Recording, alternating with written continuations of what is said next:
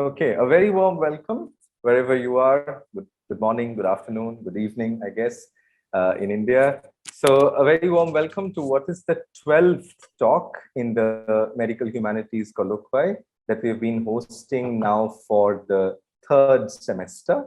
This is in the third semester, and we've done 11 talks on diverse questions around medical culture, medical communication, clinical doctor-patient dialogues or communications, questions of diagnosis and prognosis, things that have to do with medical theater, medical history. There was a talk on representation of tuberculosis in literature, which was the last talk we had.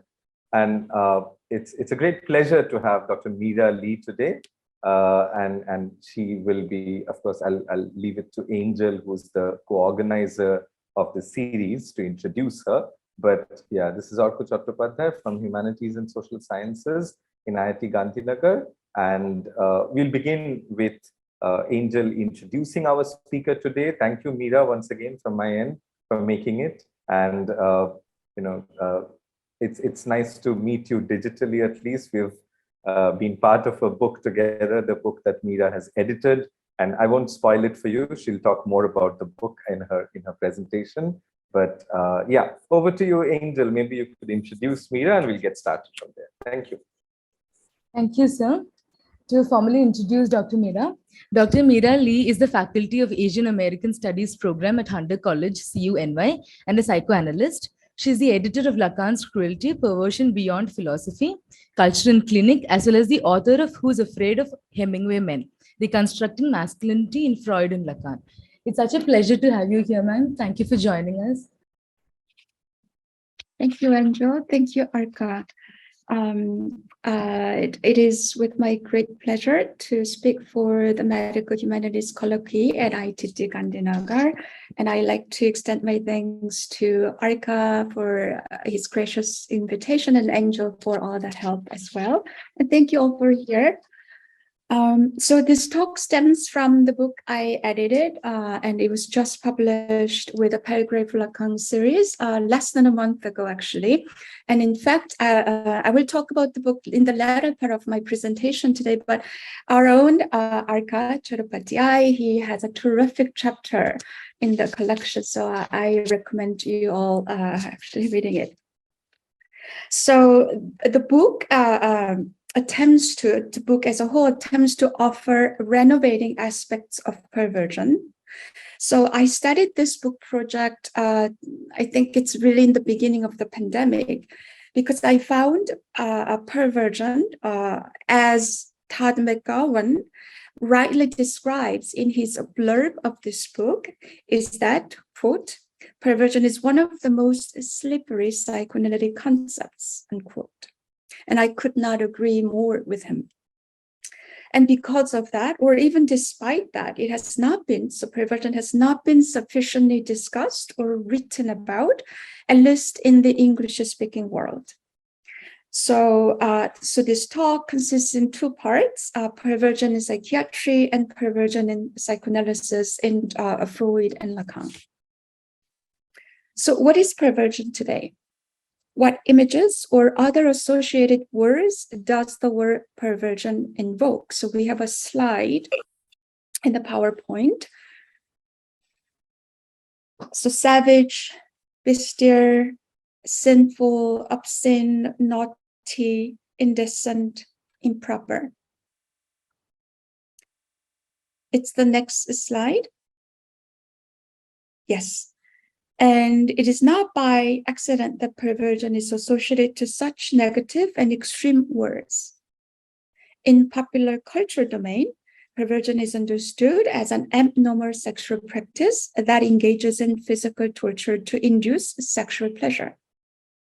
So for instance, the movie 50 Shades of Grey is a case in point, and we have the image. And next image shows that the movie became sensational for its bold rendition of perverse sexual acts between the female and male protagonist. A lewd concept of perversion, as such, traces back to the early modern literary writings. The 120 Days of Sodom Justin, Philosophy in the Bedroom, and Juliet by the French aristocrat and libertine Marquis de Sade. And these writings are from 18th century. And the autobiographic novella Venus in Furs by the Austrian nobleman Sacher-Masoch. And this novella is from 19th century. So here we have the image. This is the Sade in the mental asylum. It's an illustration of it. And the next slide it's an illustration of one of his novels, Juliet. And obviously, as you can see, the illustration, which is illustration of the story, is quite pornographic. And the next slide is, I believe it's original cover of the Philosophy in the Bedroom. And again, you can see the visual of the story there, nudity and such. And the next slide it's the still cut of the movie Cello, or the 120 Days of Sodom, loosely based on or loose adaptation of Sade novella and directed by Pasolini. And here you can see sort of the visual image, the image of physical humiliation or bondage and such, all associated to sort of pornographic literature and rendition. The next illustration is an illustration of the Sacher-Masoch. So actually, it's the character, the male character is Leo. It's actually autobiographical character of Sacher-Masoch. The woman is Fanny. She's the one in the novella in the position of inflicting physical pain and humiliation. And as you can see in her hand, there is a whip there. So taking the last names of these two literary figures, a 19th century German psychiatrist, Richard von Krafft-Ebing, coined the terms masochism and sadism.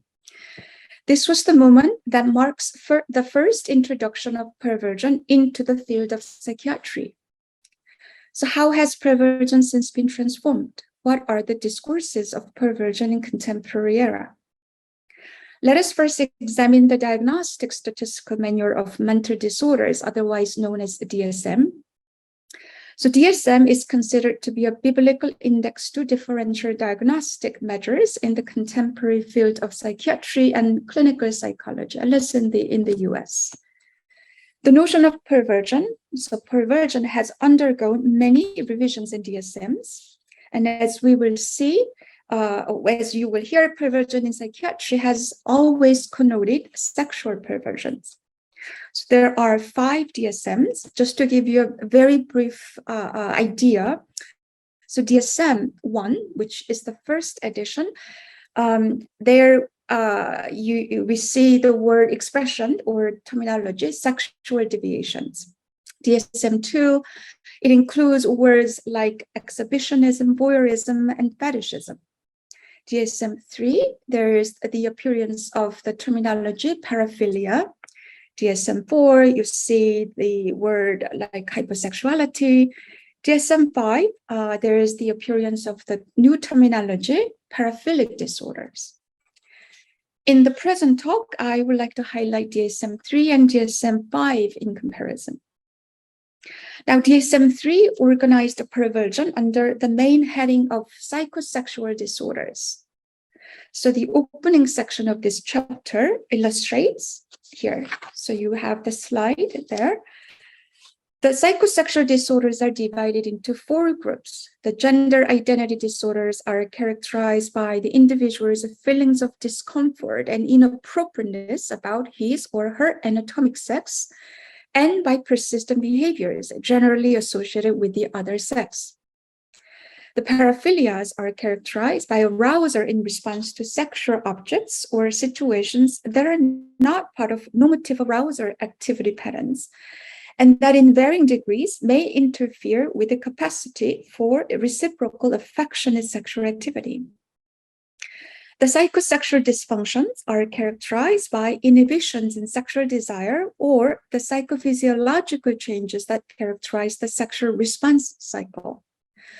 Finally, there is a residual class of other psychosexual disorders that has two categories. So dystonic homosexuality, and final residual category, psychosexual disorders not elsewhere specified.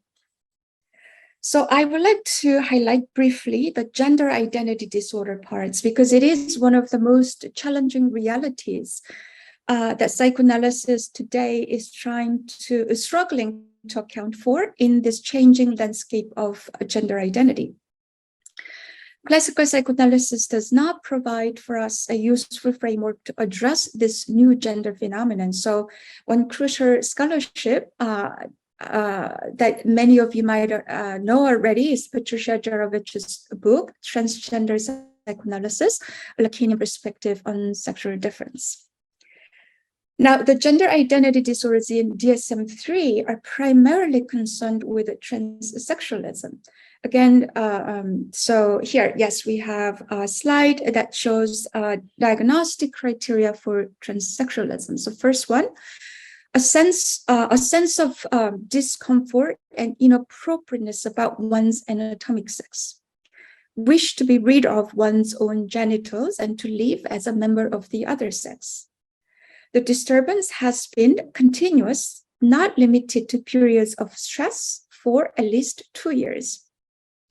Absence of physical intersex or genetic abnormality, not due to another mental disorder such as schizophrenia. So what's interesting here is that the language is very interesting. The way transsexualism is organized is around the anatomical, the genital, the biological, and it gives us impression that at least in this edition, they want to distance transsexualism or gender identity problems in general from mental disorder. The most notable aspect of DSM-3 is the introduction of the term paraphilia. The DSM-3 describes paraphilia as this. The essential feature of disorders in this subclass is that unusual or bizarre imagery or acts are necessary for sexual excitement. Such imagery or acts tend to instantly and involuntarily repetitive and generally involve either preference for use of a non-human object for sexual arousal, repetitive sexual activity with humans involving real or simulated suffering or humiliation. I highlighted the words suffering and humiliation because especially humiliation is actually 19th century psychiatric sexological term that describes perversion, especially its humiliation was emphasized in the Krafft-Ebing's conception of perversion. So it's interesting that it's the return of that 19th century term here. So third is repetitive sexual activity with non-consenting partners. In other classifications, these disorders are referred to as sexual deviations. The term paraphilia is preferable because it correctly emphasizes that the deviation, para in Greek, is in that to which the individual is attached here, philia in Greek.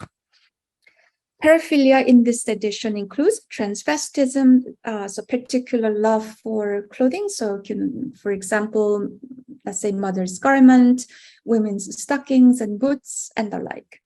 So philia, particular love for animals, pedophile for children, sexual sadism, and more, in addition to the existing features of called sexual deviations in previous manuals. On the other hand, to describe perversion, DSM-5 uses the new expression paraphilic disorders instead of the word paraphilia. So the DSM-5 describes here in the slide, paraphilic disorders included in this manual are voyeuristic disorders, so spying on others in private activities, exhibitionistic disorder, exposing the genitals, flirteristic disorder, touching or rubbing against a non-consenting individual, sexual masochism disorder, undergoing humiliation, bondage, or suffering, sexual sadism disorder, inflicting humiliation, bondage, and suffering, and paraphilic disorder, sexual focus on children.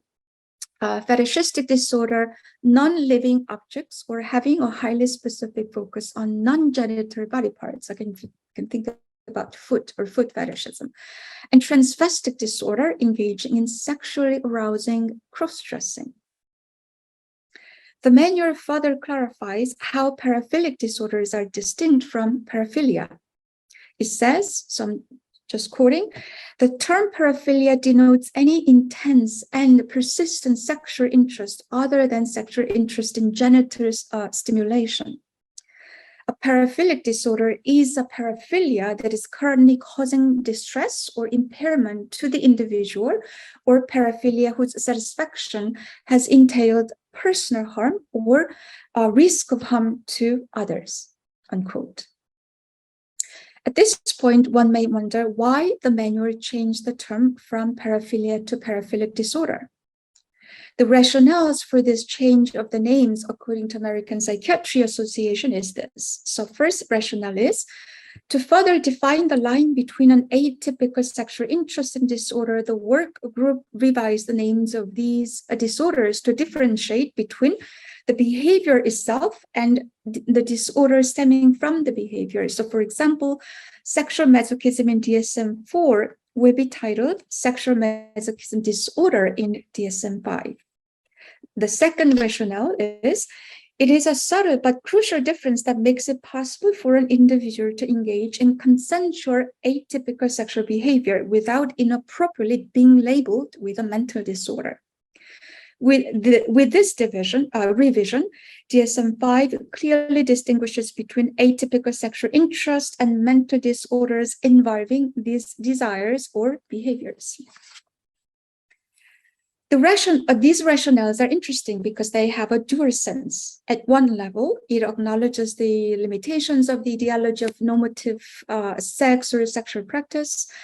People can have an atypical sexual preference or interest and pursue it insofar as it doesn't harm the others, and this is not to be labeled as a disorder. At another level, the DSM-5 emphasizes the aspect of mental disorder caused by abnormal sexual behavior. The emphasis is put on the word disorder. As some scholars have already argued, this change of the names from paraphilia to paraphilic disorder indicates a shift from the realm of so-called, let's say, personality disorder or behavior disorder to the realm of forensic psychology or forensic law or criminal law. To put it more bluntly, in the current manual, DSM-5, perversion is tied not to sexual interest or behavior per se, but to the constitutional law so as to reinforce the psychiatric power. In Foucauldian sense, the reinforcement of the psychiatric regime is the intensification of the state power. The current medical discourse of perversion thus operates on the two registers. Naturalism, biologism of sexuality on one side, and the state law on the other. No doubt the criminalization of certain atypical sexual acts in relation to the other has a value and perhaps even necessary in some cases. But this does not entirely represent what has been called perversion.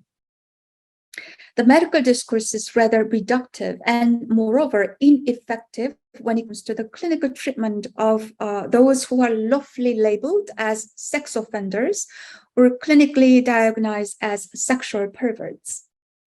So for this point, I highly recommend Stephanie Swales, and also Swales is one of the contributors of Lacan's Cruelty, the book that I'm going to present shortly. So her book, Perversion, a Lacanian Psychoanalytic Approach to the Subject, there she discusses the limitations of the medical diagnostic treatment of sex offenders in the prison and offers a Lacanian structure of perversion as a useful direction of treatment. So the Lacanian structure of perversion that she uses is ascribed to the mechanism of disavowal, and Bruce Fink introduced this very well to us. So now I would like to move on to the psychoanalytic formulation of perversion. So my psychoanalytic formulation of perversion is drawn on 2 points informed by Lacan. So first, perversion not ascribed by physical infliction, humiliation, or biological sexuality, but indexed to psychic cruelty and desexualization. Now, second, the law to which perversion is tied is not the legal law or criminal law in specific, but the law of the father, and properly psychoanalytic law, that is the name of the father in Lacan's term. But what does then desexualization mean? Where does desexualization come from? These questions are more than rhetorical ones, because to link perversion to desexualization is counterintuitive, given that Freudian psychoanalysis is founded on sexuality. As Lacan re-rendered Freud, sexuality is the reality of the unconscious. Surprisingly, however, the concept of desexualization was established by Freud, who actually believed in the biological libidos and drives. So perhaps this kind of seeming contradiction or paradox is what makes Freud not only interesting, but valuable.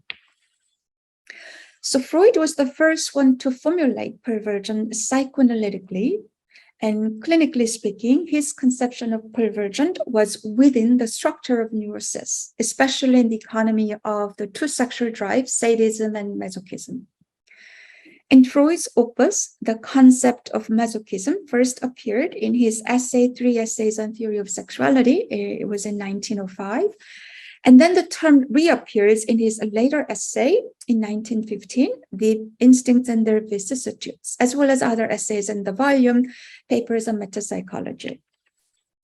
But we witnessed his most formulated idea of masochism in his 1924 essay, The Economic Problem of Masochism, to which I shall return later on. So in 3 Essays on Theory of Sexuality, Freud provides us with a preliminary sketch of perversion. So here, perversion is defined as polymorphous and universal human sexuality. These general characteristics of perversion stem specifically from the child's pre-Oedipus stage, or stages, specifically oral and anal stages. And in these stages, where drive components, so I'm being a little technical here, so bear with me. So drive components like touching, suckling, seeing, or being seen are attached to the erogenous zones. So erogenous zones include any orifices, all the orifices in the body, mouth or anus, for example, right? So what it means is that any orifice of the baby's own body or any object in the external world can be erotic object or erogenous zone. For example, the baby feels autoerotism from suckling its own fingers or mouth, right? Or not to mention mother's breast, but also touching its own anus. Also, you might have seen the baby eating its own feces. Now, in this infantile perverse sexuality, there's no differentiation between or distinction between inside and outside, and internal world and external world. Freud then argues, so it is in this sense, it is a polymorphous and it's a universal human experience. But Freud then argues perversion is not a permanent phenomenon. Now, so it's a perversion which happens during the infantile stages. It typically disappears, of course, with some exceptions, when the child becomes a grown-up. So in regard to this, Freud says something very interesting. In his case history of Dora, Freud says, quote, "When anyone has become a pervert, he has remained one. Hence, he exhibits a certain stage of inhibited development." So what he says here is it's not that one suddenly or develops some kind of perverse tendency or become a pervert. If one is a pervert, it is it is the reappearance of a certain infantile stage that has been inhibited or repressed. It's a more ephemeral or transitory phenomenon, and also it's a kind of, in a way, a regression. So 10 years after 3 essays on sexuality, in his essay in The Instincts and Their Vicissitudes, Freud here introduces a more formulated theory of perversion, specifically in sadism and masochism. To explain it very simply, the sexual object here transforms its position from outside to inside. Here, therefore, no longer it is indifference, non-differentiation between inside and outside. There is a change of the position of the sexual objects. Now, when this happens, or while this happens, the aim remains the same. There is a sexual satisfaction. The only difference is the economy of the energetics of what Freud calls activity and passivity. This reversal implies the transformation of sadistic pleasure of inflicting the pain on the other to a masochistic aim that enjoys the pain within that was originally sadistic. So for Freud, therefore, a sadist is always ready to be a masochist simultaneously, hence the combination of the two words, sadomasochism. Freud describes sadism and masochism as, therefore, the pairs of opposite. It is like two faces of the coin. So what is paired is the two opposing drives, that is, sadism as what I call the active drive of cruelty, and masochism as what I call the passive drive of cruelty. Now, just in passing, Gilles Deleuze also wrote about masochism and sadism in his introduction to Sacher-Masoch's novella Venus in Furs, and he takes a very different approach to it, a different theorization, simply put, that sadism and masochism are not complementary to one another or dialectical, right? He approaches from the irony, sort of literary mechanism of irony and humor. So it's a very different theory. And Lacan also takes on the position that sadism and masochism are not the same, or the reversed position. In some years later, and in his essay in the Ego and the Id in 1923, Freud connects the two drives of active cruelty and passive cruelty to the Oedipus complex. To give you a very brief, perhaps even vulgar summary of the Oedipus complex, so typically it's the boy child, right? The boy child feels rivalry with the father and over the mother. And this is the moment where the child enters the Oedipus complex and the father is a threat. The child feels a jealousy toward the father and anxiety. As a way to cope with this anxiety, and more properly speaking, it's a castration anxiety, the boy child begins to identify himself with the father. And this is when the ego idea is formed. Now, the boy child says things like this: if I can't have my mother, or if I can't win against my father, I might as well be or become like my father. So put this in Freudian technical terms here, the ego is submitted to the cruelty of the superego. So we could notice that dynamics of the passive and activity, or masochism and sadism. So the father is on the side of the active cruelty, namely a sadist. The son on the side of the passive cruelty, namely a masochist. The ego's submission to the power of the superego is what Freud calls the successful overcome of the Oedipus complex. And this dissolution of the Oedipus complex does not occur without psychic cruelty. At this time of Freud's career, no longer limited to infantile oral erotism or erogeneity, sadism and masochism, or perversion, is formulated at the knotting of the three topologies of the ego, the superego, and the id. Freud calls this destruction of the Oedipus complex, or this knotting, desexualization. This marks a significant shift in his formulation of perversion because it marks a move from the biological plane to the psychic terrain. Freud argues that the human civilization has invented the substitutes of the desexualization of the Oedipus complex. And these are namely churches, armies, universities, and the like. And these institutions are merely a repressed side of sexualization toward the death drive or the superego. Now, here, the final section. Desexualization is the principle of Lacan's psychoanalytic thought. Here, I want to read the opening paragraph of my introduction of the book, Lacan's Cruelty. So I'm quoting myself. Lacan firmly urged us to rethink the traditional conception of the sexual body outside the frame of biologism and naturalism, pushing it to what he called the speaking body.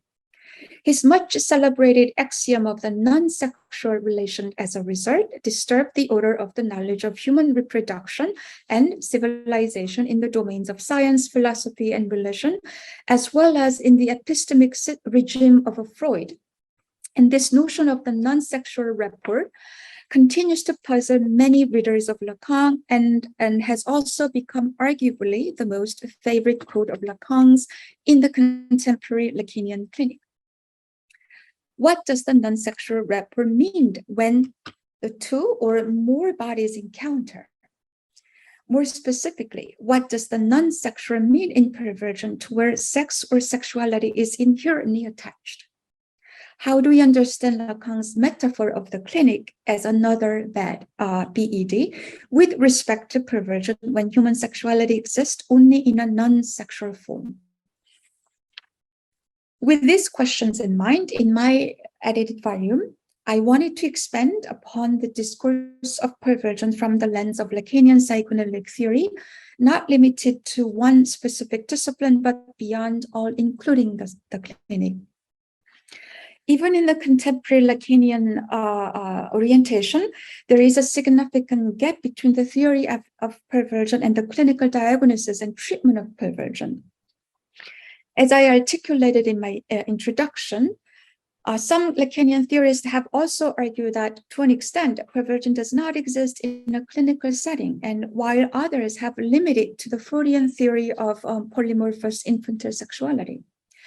In academia, many queer studies or feminist scholars have attempted to salvage the term perversion or pervert, or they believe that we don't need this term. So they try to salvage these terms from the clinical category as they see it as an unjustly stigmatized or associated with homosexuality. I found none of these claims address sufficiently the psychic aspect of perversion outside the realm of sexualization. Their formulation or critique of perversion still remains on the domesticated or pathological level. From this point of view, I wanted to bring together the rigorous scholarly and clinical voices that would address these problematics and articulate the renovating ways to reconsider perversion from the perspective of psychic cruelty toward desexualization. The notion of cruelty in Lacan has been delineated primarily in his text Kant with Sade. In this writing, Lacan formulates the so-called Sadean fantasy or the Sadean universal ethics based on this apathy, feeling of apathy that is found in Kant's system of moral law. So this universal moral law in the Kantian sense has to be void of any personal feelings because Kant considered any subjective personal feelings pathological. And he famously called it the categorical imperative. Now, we can think about psychic cruelty also in the Derridian sense. Derrida emphasizes what he calls cruelty without blood. The word cruelty is mutated from the Latin word crudus, designating blood, namely, so here we have bloody cruelty. The French word cruel also implicates sang, in French means blood. Derrida argues that even the purest delight in evil to make the other suffer for the sake of suffering, however, still implicates psychic cruelty. Therefore, he brings to light, quote, non-bloody cruelty, unquote. He addresses this, illustrating the transformation of the methods of death penalties. So, for example, old days, the death penalty was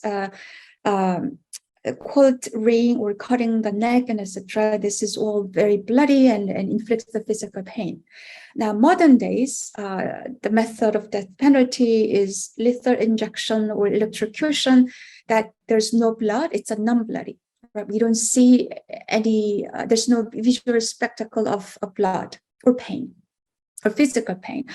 So Derrida implies that no psychoanalysis is possible without psychic cruelty.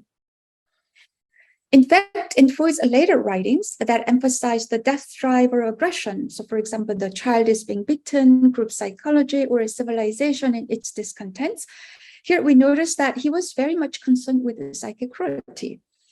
There's a great clinical illustration of psychic cruelty in Freud. So here Freud had a young patient called the Rembrandt, and one of his famous patients. Now, Freud did not miss this brief but intriguing moment during the session. So the young man showed horror mixed with enjoyment on his face when he was describing to Freud about the physical torture using rats. I believe it was in ancient China. He heard this story from the senior officer in the army. Now, the horror-ridden enjoyment on the red man's face indicates a certain kind of perversity and cruelty encapsulated in his psyche. In Lacanian sense, this is the jouissance that appears at the level of the body. Now, concluding my talk, I would like to present a brief synopsis of each chapter of the book. So here, introduction. So I was very fortunate to work with the leading scholars and thinkers of Lacan from all different disciplines. And each chapter of the book discusses perversion in Lacan's theories of the Oedipus complex, the name of the father, the law, desire, fantasy, jouissance, anxiety, fetishism, and capitalism at both the theoretical and clinical levels. So I have already discussed my introduction. So the next chapter is Jean-Michel Rabate's essay. So it masterfully explores the ways that blood has been theorized from philosophy to psychoanalysis to literature in relation to psychic cruelty. It's a kind of trajectory that only the master can actually show. So inventing the expression, the beautiful expression, the cruel fiction of psychoanalysis, Rabate reasserts the important principles of psychoanalysis. The inseparability of the psyche and the body, it's for Freud, and the real of the body for Lacan. So nicely bridged to Jean-Michel's concept of cruel fiction, so our own again, Arka Cherubati here, he guides us through the trajectory of Lacan's formulation of perversion in a varying form, from perverse fantasy linked to the mother to perverse structure linked to the father in Lacan. And having established Lacan's shifting conception of perversion, Cherubati subsequently offers an intriguing reading of the Indian writer Sandipan Cherubati's untranslated Bengali novel. I wish I can read this in Bengali, but the English translation Arka gave us is The One or Two Things I Know About Dogs, published in 1991. So here, Arka Cherubati underlines the implications of incest, animality, and possession as a phantasm of the other, and also in the intimate relation between perverse sexuality and cruelty. So next is Greg Leber's essay. It offers a political reading of Lacan's notion of jouissance. It is a quite exceptional essay because readers will see how Kant's moral law can be read not only politically but psychoanalytically, especially Lambert's Kantian reading of Lacan's famous axiom. So the axiom is that famous axiom of perversion is this. So the one uses his own body for the other's jouissance. So Lambert reads this axiom in Kant's way, and it's quite enlightening.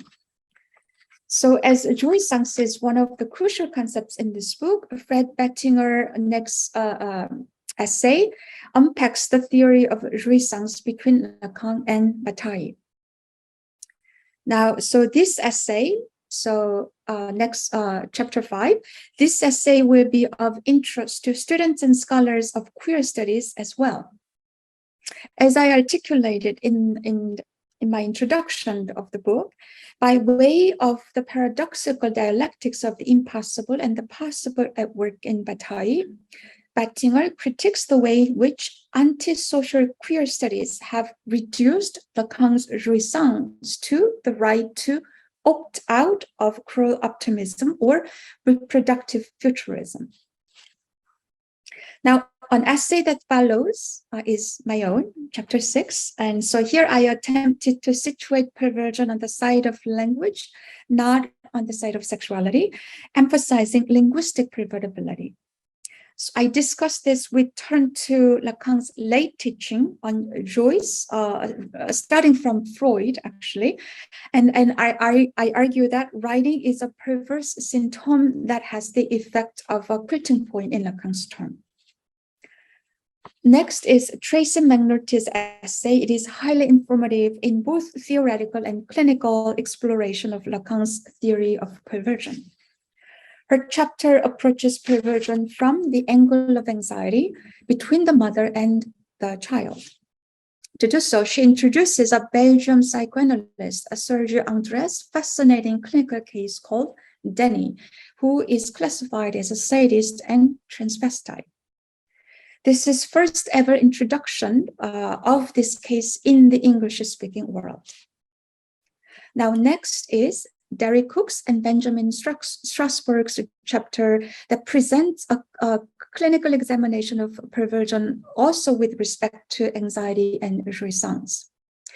The chapter discusses the role of the gaze in perverse acts, illustrating the way in which the pervert causes anxiety in the other through what they call a pornographic gaze or third gaze.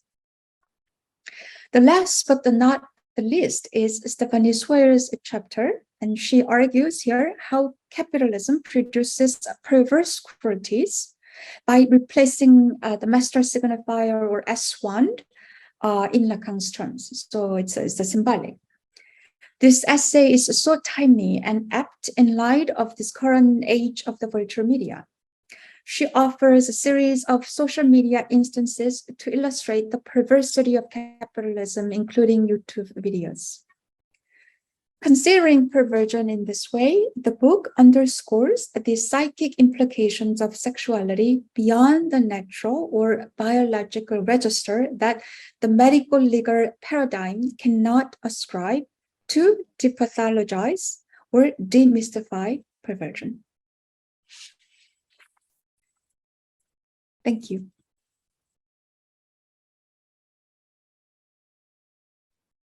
Thank you so much, Meera. That was so wonderful. I mean, you comprehensively covered so much ground there. It's quite astonishing that you did that, sticking to time and everything, right?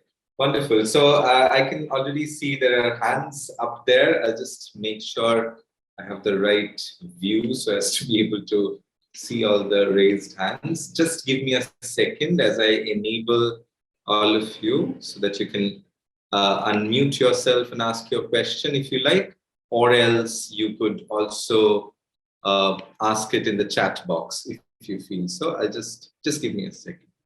Yeah, now I think all of us would be able to chat and unmute ourselves if we want.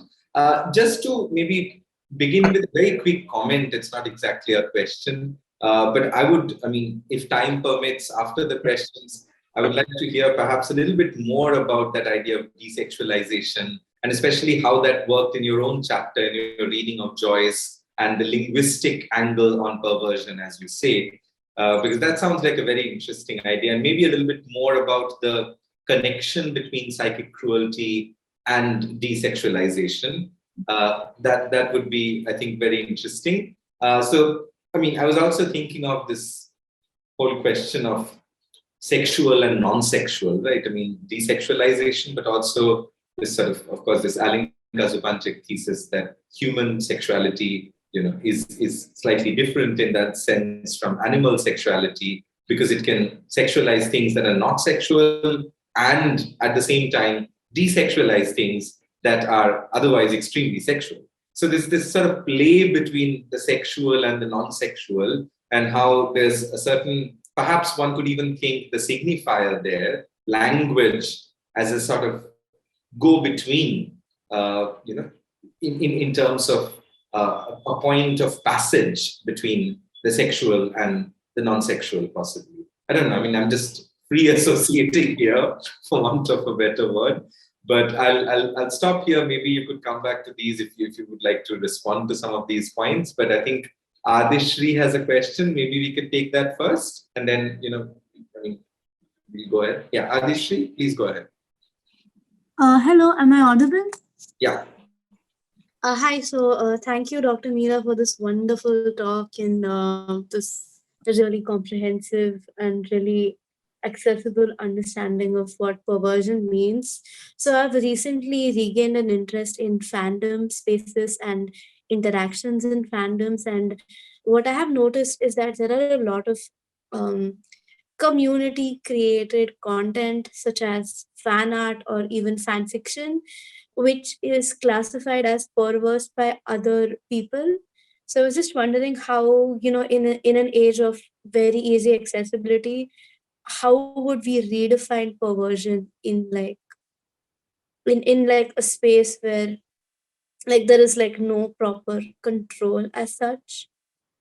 Would someone who writes 50, 60 very dubious consent work, or work which wouldn't be considered very normal by the standards of general preferences, would that person be someone who other people need to be concerned about in the fandom? Is it very ethical for someone like this to be a part of a space which is very accessible to people?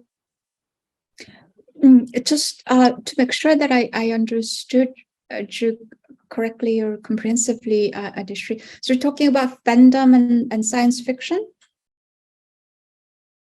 Well, not exactly science fiction per se, but even very popular shows. Let's take Stranger Things, for example. So now you had, I don't know how familiar you are with Stranger Things. I can talk about Harry Potter too, if that is something you're more familiar with. But you do have slash fiction, or fiction where people do write fan fiction about underage characters, sometimes with other underage characters or with older characters. I'm sorry to bring this up in an academic setting, but some people do write Snape and Hermione fan fiction. So I was wondering about would the rest, in some cases the rest of the fandom does consider such writers to be perverse. So I just wanted to know, one, have I understood the concept of perversion clearer? Can this be used as an example of perversion? And two, how do you negotiate people with essentially different perversions in in a space which isn't very moderated, but you would need to moderate it for the sake of your own well-being? That's a very interesting question that concerns the very contemporary culture phenomena, popular culture phenomena. I don't really read or watch science fiction-based novels or shows. So here I might not be the best person to talk about it, but I think what I can extract from this fandom phenomena, right, around the science fiction characters or costumes, right, something like that, is that I think of fetishism first in the very classical sense, right? So all these characters in I don't know, Star Trek or Star Wars, think about it, or Harry Potter as well.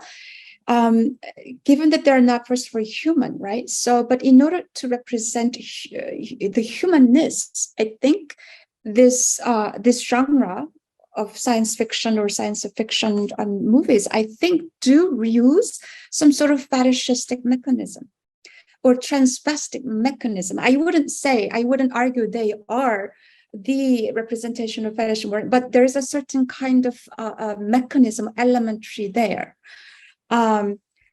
So, and also the fandom here is that I know there are like workshops or something, the conferences where in the US, people who are fans of these characters or science fiction shows, they gather together in the convention dressed in the characters that they like. And there are annual conferences and conventions like this. So this all to me is very interesting, how those people, some people who are actually scholars who do study these and they participate in order to really understand, they claim that I'm not one of these people, phantom people, but I attend. Now there's this very fine line here, right, between, actual, first of all, do we call this fetishism proper? Second, there's a fine line between who perhaps actually attend these conventions in the attire with a fetishistic or transvestic fantasy, right? Or people who simply just enjoy, right? Just enjoy it in some sort of, let's say, like Halloween parties, for example, right? So I think it's these cultural spaces are very interesting site in which that how perversion here, first of all, it's very precarious concept to determine, and how actually in our everyday life that applies differently to different people. So I don't have a really formulated, here's the answer for you, but it really allows me to think of all these cultural phenomena, cultural specificities that we actually do that are linked to perversion. I hope I at least address some of your interests or concerns. I did also want to add something. So with regard to dressing up as a character, there's also a lot of gatekeeping, as well as a lot of inherent sexification of a character who might be underage, or who might even be, sorry to bring up furries in here again, but like who might even be an animal. So you have like really like all these cosplayers doing things like sexy Bowser from Mario, or even like extremely sexualized versions of objects.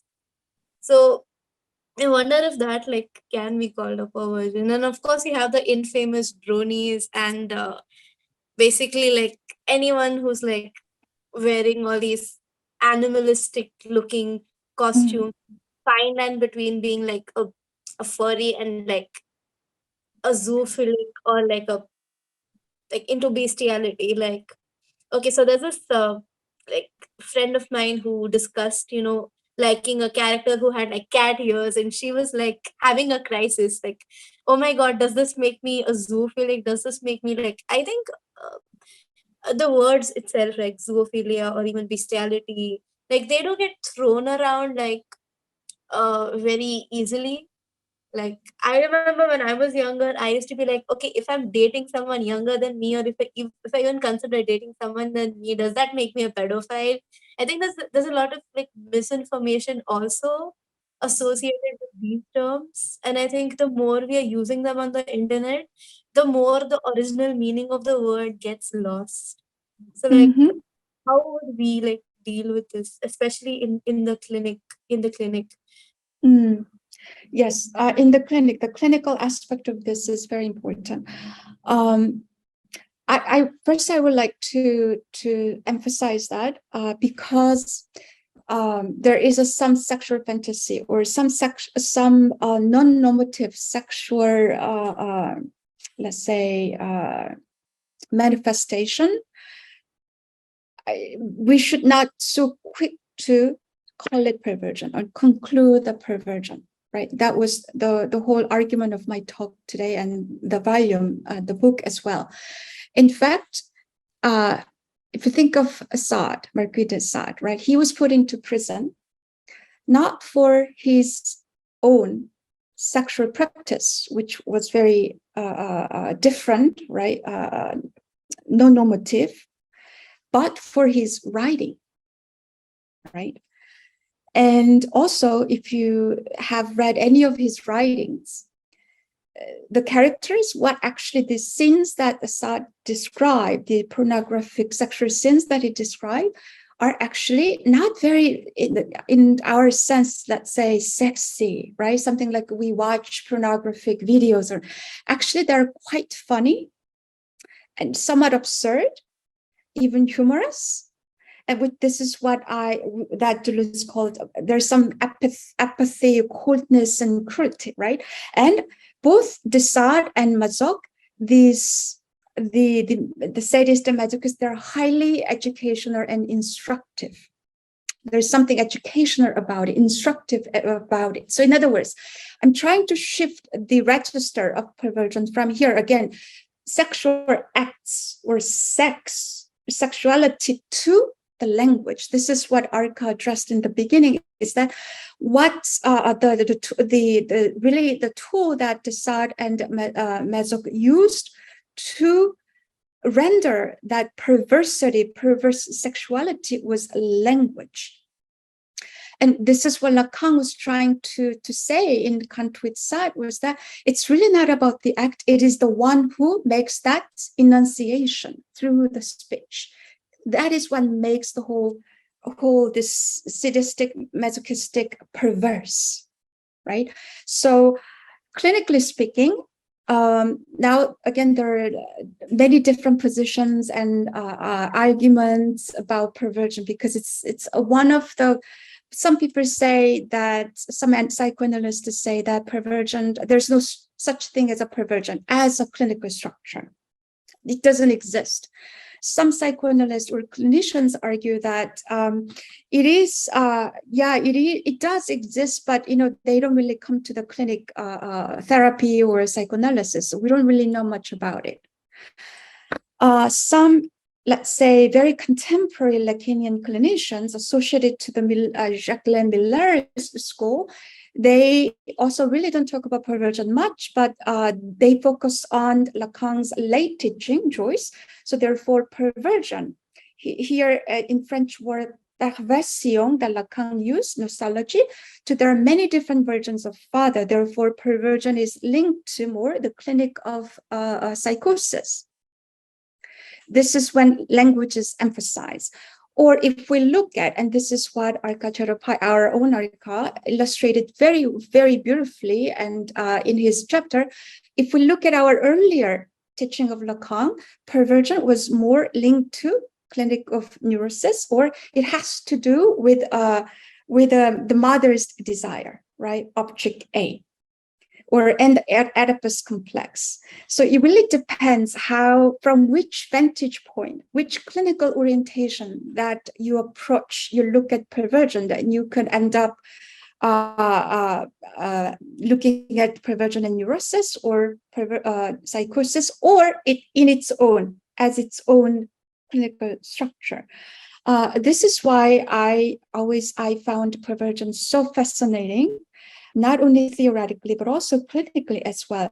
So just to respond to your interest, your question about this fandom and the furry and all that, right? I actually would hesitant, clinically speaking, or I wouldn't be too quick to link that to perversion even, because something's happening in the body, right? So from Lacanian point of view perspective, we might also want to think about these sort of psychosis as well. I'm not saying that they are, but what I'm trying to say is that just because there's a sexuality, there's some clothing fantasy, right?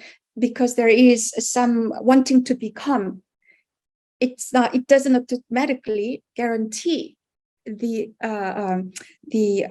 perversion. Thank you so much, Meera. So is there another question? I mean, any other question from the audience? Can I ask a question? Sure, Angel, go ahead. So thank you so much for that wonderful talk, ma'am. I actually have two questions, and I don't really know if they're questions or if they're just, I'm just trying to figure this out. But normally in like an everyday discourse, when we talk about perversion, or not really perversion, when we talk about, say, for example, homosexuality or the LGBTQI community, we say that there is a very like quick reaction in some sense, where a lot of people will equate it with bestiality or pedophilia. So the minute you start talking about the queer community, people are quick to judge them, saying, "Oh, so then are you also a pedophile?" Or so there is that very unnecessary equation that's like equating that is happening. So what does that mean for when we try to understand perversion? So that is one. And the second one is it's about pornography. So in general, the idea that if you consume porn, then it must be a perversion. You are a pervert. That is the idea, right? But at least in like the recent times, there is this understanding of ethical porn, for instance, where the idea is that all the actors will be paid equally, there will be consent taken, and there is also a subversion of the male gaze and portrayal of the female pleasure. So then what does that also do to our understanding of perversion, for instance? Right. Yeah. Yes, thanks, Angel. You pointed to, I think, perhaps the two most misconstruction or popular idea of perversion, and which might be misconstrued, or prejudice, right? And these two areas are obviously, as you said, pornographic industry, pornography, and homosexuality, right? In this or homosexual identity.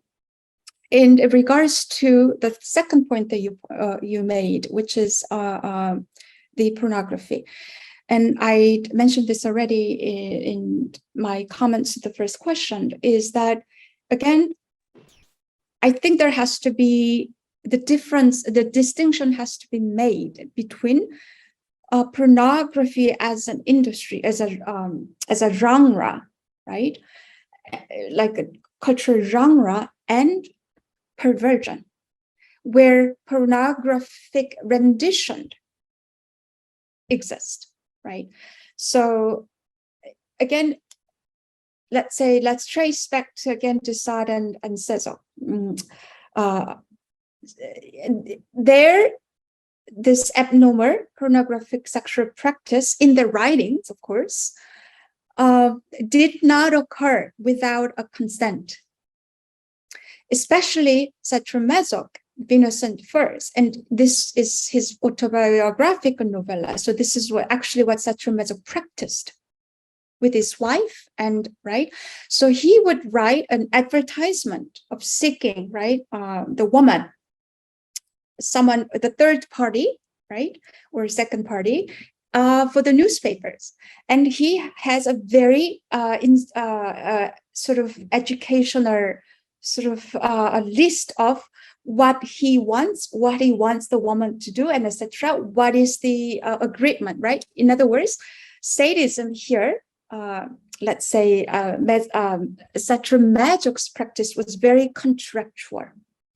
It didn't occur without a consent or agreement, right? So again, if we think about the popular cultural understanding of pornography, is that then the man typically, right, then just kind of uses bondage or some physical humiliation to just onto the women's body, and just to get their own sexual satisfaction.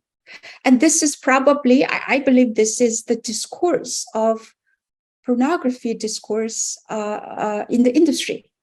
And I don't think that is really properly perversion, according to the argumentation that I'm making here, right? So, and here, in that regard, Elizabeth Rudonesco, the biographer of Freud and Lacan, she makes a distinction between perversity and a perversion. In fact, perversion, she argues, in history is very important, because it allowed us to account for the violence, psychic violence as well, that history has committed, right? But perversity is something like Nazism, right? A refugee, or capitalism, that has a sort of perverse effect on the humanity, right? So I think if we use actually what she argues is here, there's a whatever language they uses, right? There's a some kind of perversity, and there's actually perversion that is indexed to the signifier of language. That in fact it is the language that makes this interaction, interpersonal or interaction perverse. It's not the actual physical movement or practice or acts. And regards to the homosexuality, that is a very, very controversial and interesting point. And in academia, in fact, for a long time, right, queer studies and feminist scholars, they some of them even argue that we don't even need the term perversion, clinical term, diagnostic measure. We don't need it. Why do we need it? It just distorts the queer identity and the feminine identity. And I think this also comes from this kind of, again, popularly misconstrued idea as well. And again, homosexuality and DSM-3 and 3 and 5, as we saw, they were linked to perversion, right? And in Freud's early conception, yes, homosexuality was again connected to perversion. But however, Freud or even Lacan never really said homosexuals are pervert. I think there's also very nuanced difference between this structure of perversion and actually being a pervert. Right. So homosexualism is not to become a pervert. The question whether it is part of perversion, that is a very complex one. I hope that I addressed some of questions that you have here, Angel. Yes, thank you so much. I was just thinking about how sometime back they removed the word or the term homosexuality out of the DSM. Because it is not perversion, yeah. So I just remember. That is correct. That is correct. Yes. Thank you so much. Sure. Other questions? Sorry, I just wanted to add. I think the other reason why I think women especially would not want like these terms to be associated would be the history of like women and hysteria, right? Like I was just thinking about that, and there's also this whole phenomena occurring in the queer community where like you have people who are attracted to minors trying to brand themselves as a part of the queer community. So which is why I feel that having that perverse and non-perverse and consent and non-consent and the whole idea of, okay, is this preference or is this attraction actually causing someone harm comes into the picture. Like I feel that would be like necessary. Yes. Yes. I think now that I hear your questions here, I guess perversion is very much actually pervasive in our contemporary culture, more than I thought it is, or it was actually. Again, So a small distinction that I want to make, like again, like I have permission to share this, so I can share it. But a friend of mine who came out to one of our mutual friends had to clarify that even though I am attracted to women, I am not attracted to you, because she knew that the friend's immediate response when the other friend came out as, pansexual would be, oh, you're pansexual, therefore you must like me. Like, you will think of me sexually. So I think that is another like misconception of perversion itself, that if you have a particular preference, you would be attracted to everyone of that, like everyone with the gender of your preference, and that is considered perverse or violating for people who would not want that. I'm not calling these people like homophobic. I'm just like what's for them, interesting? it seems like a perversion. Like I've had to face that. When I came out to one of my friends, I had to tell her that, hey, you know what, I'm not into you like that. So I feel like perversion itself would have like different connotations at different levels of openness and experience. And also culturally, perversion would mean like different things. Absolutely, I agree. There's no one way to say what perversion is, right?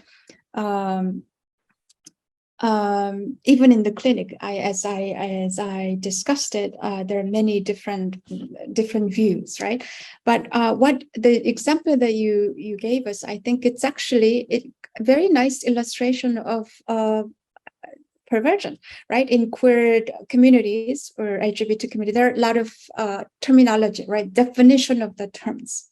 What is pansexual? What is this and what is that, right? And if you do not fit in that definition, right? In other words, you should act in such a way that has been contracted or defined, right? So I think, and then I said, I'm pansexual, but I'm not attracted to you, as right? This kind of all defining one's identity, and yet my act doesn't necessarily, it says, corresponds to, right, what my sexual identity is, right? I think this is precisely what how language presides over actual sexual acts or sexual practice. So I think that was a very nice moment in which that we can actually see the appearance or the manifestation of perversion in my terms. Thank you for listening to my rather long example and attempt to explain what I meant by my question. Sure. Okay, other questions maybe from audience members? I just maybe while they formulate something, I just wanted to I was actually thinking about this idea of the culture of trolling in digital spaces and how often it leads to a kind of sexual insult through language. And I mean, of course, going back in that sense to that moment in seminar 18 on a discourse that might not be a semblance, where Lacan talks about this, for want of a better word, it's not exactly the Freudian idea, but kind of compensatory notion of the signifier, where there is some relation with the signifier to supplement the absence of sexual relation. So there's some way in which language kind of supplements sexual non-relation, or what you were calling non-sexual, rapport, non-sexual relation, right? So I was kind of wondering if we look at hate speech, if we look at cultures of trolling and the use of language in abuse generally, there's very often a tendency to sexualize that language, to kind of bring in sexuality where perhaps the slur is not necessarily sexual, but sexualization almost becomes a sort of an agenda point for abuse there. I'm just wondering, I mean, this may or may not be related to what you were talking about, but it just came to me as I was hearing this discussion. Yes, actually, that sounds to me, it's a reversed occurrence of our popular understanding of perversion, right? In other words, right, in popular imagining, it's the act, right? It's the action, right? It's what we do, what one does to the other.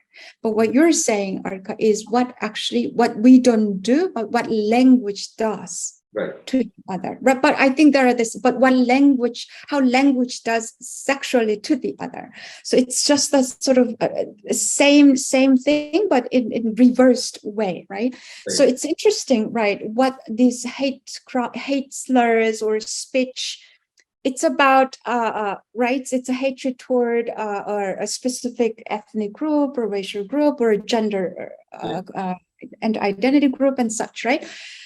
Nonetheless, as you said, this linguistic performance and speech is very much connoted with the sexual humiliation or sexual sort of hate, right?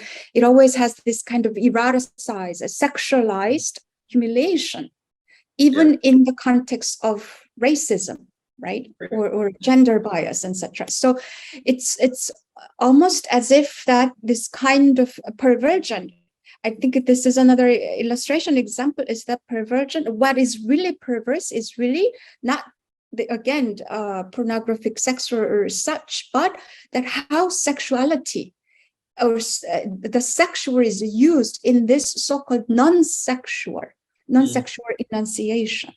Yeah. Therefore, the one who receives that violence, the linguistic violence, even though it's not straightforwardly sexual humiliation, but could feel humiliated in a sexual way, right? Especially when we think about women, right? Yeah. Queer individuals. So I think that's a really, really, really crucial and crucial this moment in this time at this time, I think, in the world, especially in the United States of America. Mm-hmm. Mm-hmm. So here, this is a rather big question. What is the desexualization? What is a non-sexual, or as Lacan said, or as Francis said, are they the same or not? I think this is a rather really complex theoretical question, and it actually inspires me to think more about the links between these two, but also the non-sexual and sexual. Again, they're not separable. They're not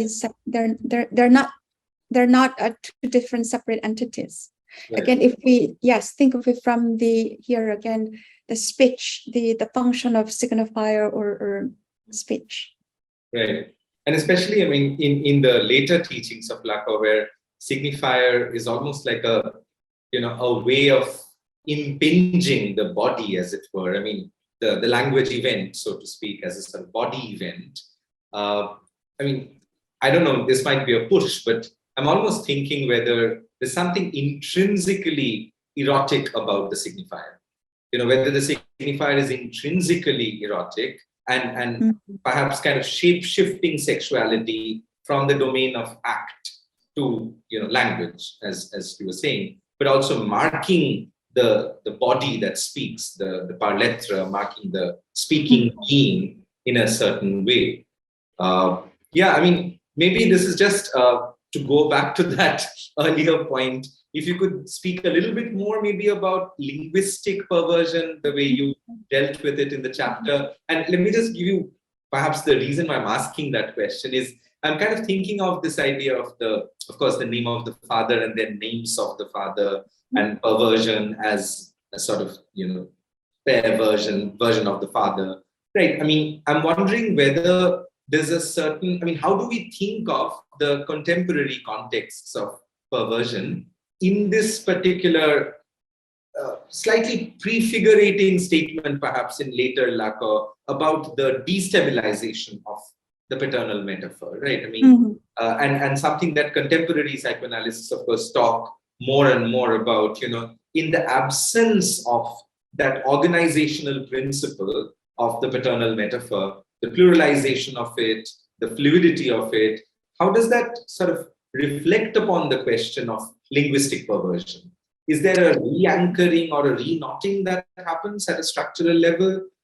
Especially if we think of someone like Joyce, where, of course, Lacan famously makes this argument that his writing, in a way, sort of prevents, the triggering of psychosis, for want of a better word, right? I mean, and I don't know, I mean, I might be rambling here, sorry. Yeah. No, excellent. Really wonderful questions. It's not just a theoretical question, it's a clinical question as well to me. So just, so Lacan, I get to the linguistic pervertibility side. So Lacan in seminar 4 and 5, but in 5 in particular, he sort of illustrates to us sort of what structure of perversion might look like, actually, if it does exist. Lacan never really said, or okay, here's, as he did, here's the clinic of psychosis. He never really did with perversion. Okay, here's the really clinic structure of perversion. He never did it. So we have to kind of extract the moments that he discusses sparsely here and there of perversion. But I think one of the most promising and important moments that he talks about perversion is in seminar 4 and 5 in connection to the Oedipus complex, which then obviously comes to the name of the father. Now, there's 3 moments there, right? The child, the male child, so first sees the mother is prived. The mother doesn't have it all. The father names what mother doesn't have. You don't have this. You don't need. You want this. You want that. You desire this. You desire that. So mother has to be prived first, and the child has to recognize that, right? Then child also has to have this sort of metaphysical question: does my mother have it, or does she not? Does she have it, or does she not have it? The fellas, right? It's all this confusion, all this ambivalence that child goes through, right? And at the same time, male child always thought that I am the object of my mother's desire. In other words, she doesn't need anything else. I'm all for her. But when father names the mother's privation, you don't have this, you don't have that, you want this and you want that, the child realizes, oh my God, my mother wants something else other than me. I'm not her entire world. I'm no longer this entirety. So it is at that moment the child has to identify with the father, right? But if the child still wants to be the object A, right? Or be the subject of jouissance for the mother, then Lacan says a child may stay in this sort of stage or structure of perversion. So that is sort of one way that we can think of Lacanian notion of perversion as a structure. Now, how do we then look at perversion from linguistic here, right, on the side of language, not sexuality? I think it's already there in the Oedipus complex. Again, the child realizes that, am I going to be a pervert, right? Am I going to be at the side of perversion or not? It happens at the very moment when father says no, when father names mother's desires or demands, this and that. It is when it is very moment of father's speech when the child has to make a decision of his being, whether I'm staying with my mom or for her, whether I'm moving with my father. So everything happens around the language. Now, pervertibility that I'm talking about in my chapter is I'm talking about totem and taboo, right? So the father, says that you can have the mother, right? You ought to be like me, like a father with a fellas, but you also ought to be not like me. In other words, you cannot have the mother. You have to go find someone else. In other words, there's a prohibition. But then also, then the brothers, right, the sons, they decided to kill the father because the father prohibits them from having the mother. So they kill the father. But what happens? Lacan says, even after the sons kill the father, they don't get to have the mother or sister. They still feel deprived. They still hear the voice of the superego that you ought to not have her. So there is this. So if we think of this, this is what I call linguistic pervertibility. That you, father says that you can have it, but at the same time you cannot have it. Even the father was murdered or killed, there is still this the voice or linguistic speech. Either that makes the child very confused. Can I have it, or can I have her, or can I have it? Can I not have her? Right? I think that is precisely what I think is perverse in the language of the superego, in the language of the what name of father does. Now, in the contemporary society where we argue that there's not enough paternal metaphor or paternal law, there's a waning of the father, right? The name of the father. Or if we do, we have too many that we can't really know where to turn to, perhaps. Too many choices sometimes makes us feel weak or really not to have one. Deprivation and privation. So in other words, a capitalism replaces the name of the father, right? The paternal law, for example, right? Media takes it over and things like that. So there's so many that we can choose. But this is something, my argument is that, yes, perhaps the entity, the institutional entity may have multiplied in the form of the paternal law, but name of the father. There are many bodies of these maternal laws. But I think, however, it's still, I think, indexed to this voice of the super-ego. What I argue, there is this speech that no, you cannot have it. You cannot have her, right? I think that there's this spectral voice that is, I think, one thing, I think it's in common in all different versions of the father, even capitalism. If we think of from the class struggle, right? Who can have her or who can have it? There's always this feeling of deprivation. Oh, I cannot have it. I cannot have that. I cannot have her, for example, right? So I argue that, yes, maybe there are many different bodies of the different forms of the paternal laws, but I think there's one law though, still. There's only one law. Maybe there are many different voices here. And also the superego is therefore, we understand the superego is something prohibited, right? So therefore you cannot enjoy, right? Because if you don't have the mother, meaning you cannot enjoy. But also I think there is the flip side of it. In fact, again, this is my argument of perversion from Sadean and Kantian Lacanian point of view, is that in fact, no, insofar we are the speaking body, right? The subject of language. Since perversion is inherently linked to signifier and language, there will always going to be some kind of jouissance attached to it. Therefore, perversion is also inherently not outside the sort of superego, the symbolic paternal law, because it constantly has to speak in order to enunciate or instruct or educate the other party for jouissance, right? Therefore, the another side of the superego is that not only that we feel prohibited from enjoying it, but also the superego says, no, go enjoy it. Enjoy it. You have to enjoy it. There's another kind of duty or pressure, moral responsibility to enjoy it as well.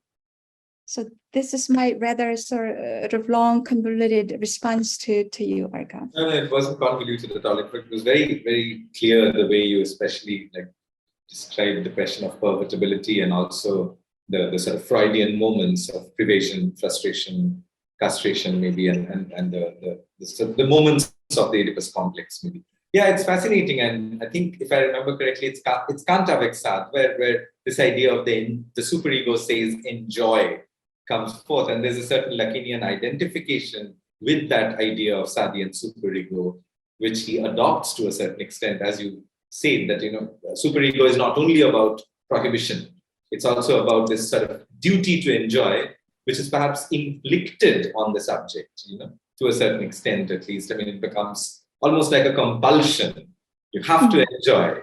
Like, for example, as in a very different context, as recently thinking of this whole weekend culture of enjoyment that has really become so central in the last 25, 30 years in capitalism, I suppose, where there's a sort of compulsivity of enjoyment to the point that someone who fails to enjoy and socialize in the weekend might actually think of, some really extreme step. And there have been situations where this has kind of happened, so it's fascinating how there's a sort of almost a compulsive culture of enjoyment that this sort of biopolitical society has created. Anyway, sorry. I mean, there might be other questions. I know we are running out of time. I'm aware that this is very early morning anyway for Meera, and she's been very kind and generous with her timing. But is there one last question, maybe, if there is one last question? Yeah, so I have a question. Go ahead, Prashant. Yeah, so my reading of Sade comes through Bataille. So Bataille speaks about eroticism at length, and then he kind of defines it in terms of transgression and violence. He says that the idea of eroticism happens when transgression happens. So transgression is something very central to it, right?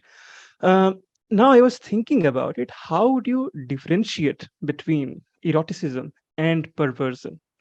And just to add to it, because you are talking about language and the other thing that hasn't been talked, at least not at length, is temporality. That how these two components kind of changes something from what we call sexuality to what we call eroticism, right? And then building on that, how do you distinguish when you look at these two concepts, eroticism and perversion? Thank you. Thank you. Thank you for wonderful questions. The big questions for the last question. So what is the difference between erotism and sexuality? And is there also a difference between is erotism and perversion, right? I don't know if I can answer this to these questions constructively in a very formulate way right now. Sexuality and erotism, first of all. It depends, again, from what perspective you discuss or you look at it, I think, right? At least in the earlier Freud's writings, and I have read Bataille, but a long time ago, so I don't recall this really details and specificity of it.